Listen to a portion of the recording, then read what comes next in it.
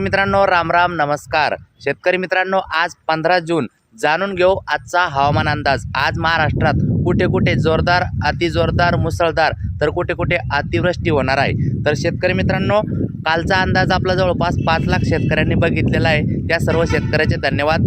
दररोज अंदाज टाकतो म्हणून प्रत्येकाने चॅनल सबस्क्राइब करा, या व्हिडिओला लाईक सुद्धा नक्की करून घ्या। सद्यस्थितीला सुद्धा मी पावसात व्हिडिओ काढतोय, पाऊस चालू आहे, पाठीमागं पाणी सुद्धा साचलेलं दिसेल तुम्हाला। आणि हा पाऊस रत्नागिरी जिल्ह्यात आहे, तब्बल 4 दिवसापासून सातत्याने पाऊस सुरू आहे।